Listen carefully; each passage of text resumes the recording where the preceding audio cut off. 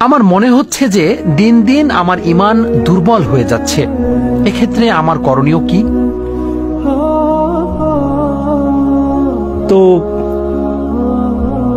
আমরা সোশ্যাল মিডিয়ার যুগে বসবাস করছি, আর সোশ্যাল মিডিয়া যা করছে এর মাধ্যমে আপনি এমন সব মানুষকে দেখতে পান যারা আপনার চেয়ে বেশি বুদ্ধিমান, যারা আপনার চেয়ে বেশি সুদর্শন, যারা আপনার চেয়ে বেশি অর্থশালী, যারা আপনার চেয়ে ভালো বাড়ির অধিকারী, তাদের কণ্ঠস্বর আপনার চেয়ে বেশি মাধুর্যপূর্ণ, তারা আপনার চেয়ে বেশি মেধাবী, তারা আপনার চেয়ে বেশি জনপ্রিয়, তারা আপনার চেয়ে বেশি সুখী, তারা আপনার চেয়ে ভালো খাবার খায়, তাদের যা কিছু আছে তা সবই ভালো, যার কারণে আপনার মনে হয় যে আপনার যা কিছু আছে তা সবই খারাপ।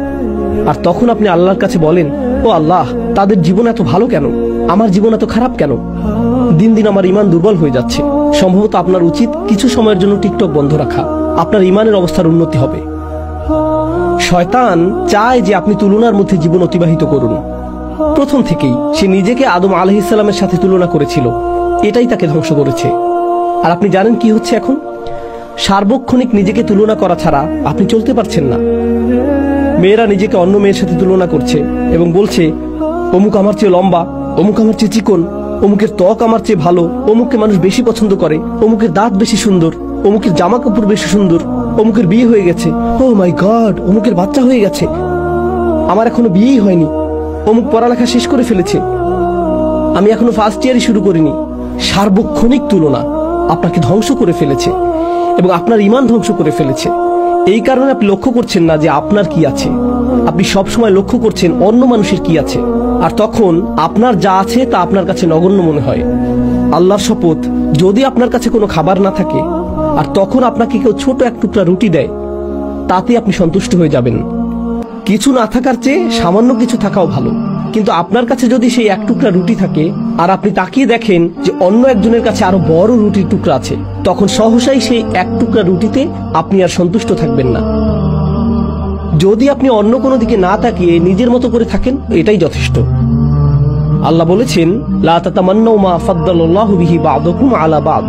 তোমরা আকাঙ্ক্ষা করো না সেই সবের যার মাধ্যমে আল্লাহ তোমাদের একের উপর অপরকে শ্রেষ্ঠত্ব দান করেছেন। অন্য সেই সকল জিনিসের প্রতি আকাঙ্ক্ষা করতে থাকবে না। লিররিজালি নাসিবুম মিম্মা ইকতাসাবু ওয়া লিন-নিসাই নাসিবুম মিম্মা ইকতাসাবনা।